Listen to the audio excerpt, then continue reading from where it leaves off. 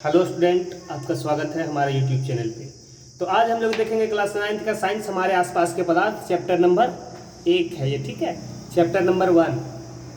तो हम लोग इससे पहले इसी चैप्टर का जो पिछला टॉपिक हम लोग देखे थे वो था पदार्थ का भौतिक स्वरूप। तो आज हम लोग देखेंगे पदार्थ की अवस्थाएँ, ठीक है, पदार्थ की अवस्थाएँ।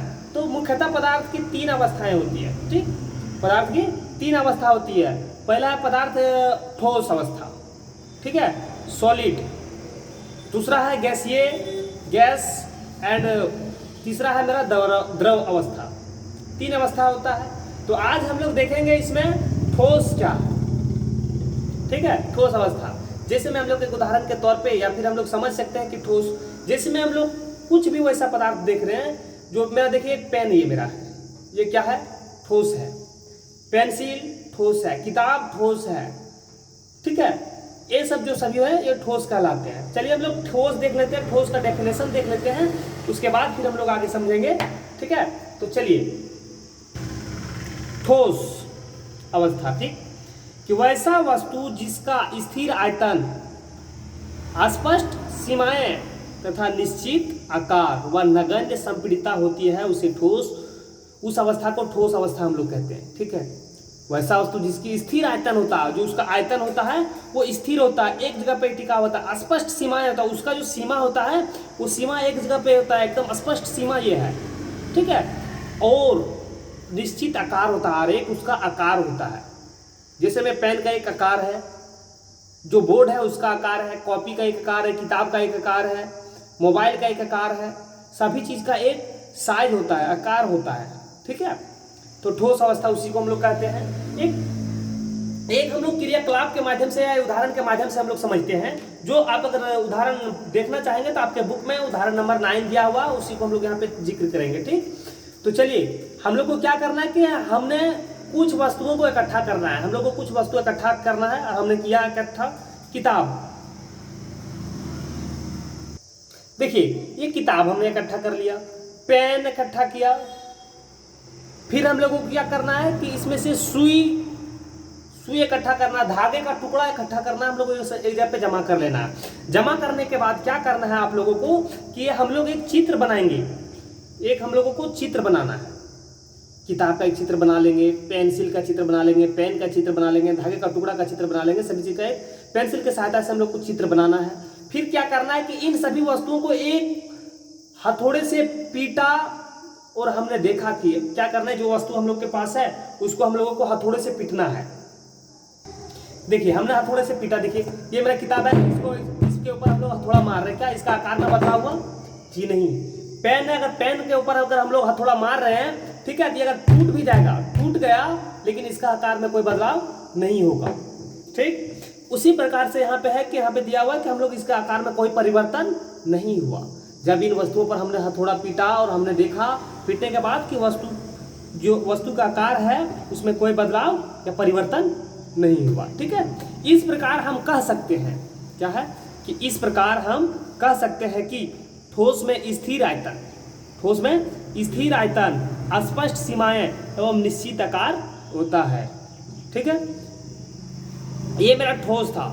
ठोस अवस्था के बारे में जो क्लास 9 में हम लोग को पढ़ना था ये बताया गया है यहाँ पे, ठीक है। तो थोड़ा इसमें से और कुछ है कि इसमें दिया हुआ है, हम लोग एक रबड़ देखते हैं, ठीक है, रबड़ का बैंड देखते हैं। रबड़ का बैंड को क्या करते हैं, जब इसके ऊपर हम लोग बाह्य बल लगाते हैं, इस रबड़ के ऊपर हम लोग अगर बल लगाते हैं, जब खींचते हैं, हम इधर से खींचें तो इसका आकार ये होता है कि इस प्रकार से खींच जाता है, एकदम लंबा हो जाता है, ठीक है। और फिर जब इसके बल लगाना हम लोग छोड़ देते हैं, बल लगाना छोड़ देते हैं, तो एक नॉर्मल आकार में जिस तरह का रबड़ होता है उस प्रकार का रबड़ बैंड जैसा बन जाता है, ठीक है। और अगर इसके ऊपर अधिक बल लगा दिए हम लोग, मान लीजिए अधिक बल लगा दिए, तो क्या होता है, ये 2 टुकड़े भाग में बढ़ जाता है, ठीक है। तो जब इसके ऊपर बल लगाए और 2 टुकड़े में बट गया, अगर बल लगाना छोड़ दिए तो एक जगह पे आके रुक जाता है। इस प्रकार से हम लोग कह सकते हैं, देखिए कि रबड़ बैंड क्या माना जाएगा। हम लोग जो रबड़ बैंड देखते हैं वो रबड़ बैंड को हम लोग क्या मानेंगे, तो रबड़ बैंड को हम लोग क्या मानेंगे, देखिए यहाँ पे कि बाह्य बल लगाए जाने पर रबड़ बैंड के आकार में परिवर्तन आ जाता है। जब उसके ऊपर बाहरी बल कोई लगा तो उसके आकार में परिवर्तन आ गया, और जब बाहरी बल को हम लोग बाह्य बल हटा लेने पर वापस अपने मूल अवस्था में आ जाता है। ठीक है, और अधिक बल लगाने से यह टूट जाता है। अभी आपको दिखाए थे वहां पे छाप के कि अधिक बल लगाए तो रबड़ टूट जाता है, या फिर एक क्रियाकलाप आप घर में करके भी देख सकते हैं। इस प्रकार से हम लोग कह सकते हैं कि रबड़ क्या है, रबर बैंड क्या है, ठोस है। ठीक है, क्योंकि वो अपना आकार में आ जा रहा है, आकार में वापस आ जा रहा है, या फिर वो अपने अवस्था में परिवर्तन नहीं कर रहा, आकार में परिवर्तन नहीं कर रहा।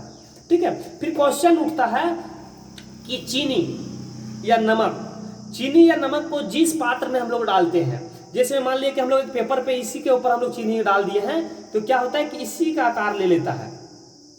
अगर हम लोग ग्लास में रखें तो ग्लास आकार का हो जाता है, अगर उसको हम लोग छोटे कटोरी में रखें तो छोटे कटोरी का आकार हो जाता है, अगर हम लोग उसे प्लास्टिक में रखें तो प्लास्टिक का आकार ले लेता है।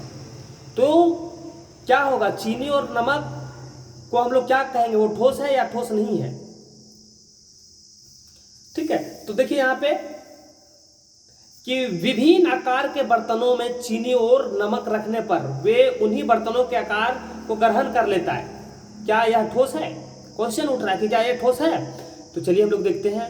हम नमक या शक्कर को अपने हाथ में लें या फिर किसी जार या प्लेट में रखें, इनके क्रिस्टलों का आकार में कोई परिवर्तन नहीं होता है। देखिए, हमने चीनी ले आया है और चीनी को हम लोग इस पेपर पे रखें। ठीक है, इस पेपर का आकार ले लिया। अगर हम इसी चीनी को अपने हथेली में ले लें तो देखिए ये हाथ के आकार में आ गया।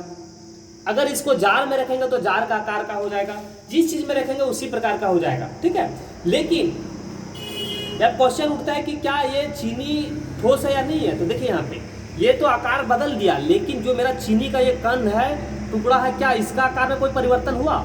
इसके आकार में परिवर्तन हुआ? जी नहीं। ये चीनी का जो क्रिस्टल था वही टाइप का रह गया, इसमें से कोई बदलाव नहीं हुआ। चीनी का ये था कि अगर ये मेरा इतना छोटा छोटा है, अगर इसको हम लोग बर्तन में रखें या फिर हम लोग हाथ में लिए तो ये बड़ा हो गया या फिर पूरा खत्म हो गया, वैसा कोई बात नहीं है। इसका क्रिस्टल क्या है कि ठोस है, इसीलिए ये चीनी क्या होगा, ठोस होगा।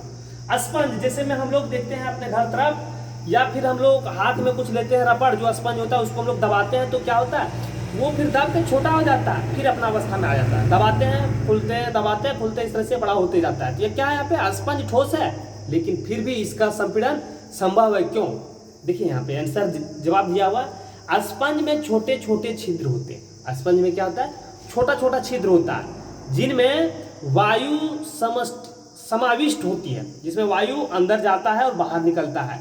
जब हम इसे दबाते हैं तो वह वायु क्या होता है, वो बाहर आ जाता है। जब उसको हम लोग दबाते हैं तो क्या होता है, वो जो उसमें हवा भरा हुआ है वो हवा बाहर आ जाता है, और फिर जब इसे छोड़ देते हैं तो फिर अपने मूल अवस्था में पहुंच जाता है। जब दबाते हैं तो वो संपीड़ित हो जाता है।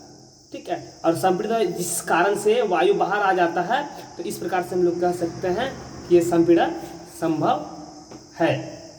ठीक, संपीड़न संभव होता है। तो उम्मीद है कि ये वीडियो आपको समझ में आया होगा। अगर वीडियो आपको अच्छा लगा है तो आप लाइक करें, शेयर करें, और अगर हमारे चैनल पे आप न्यू है तो चैनल को सब्सक्राइब करें।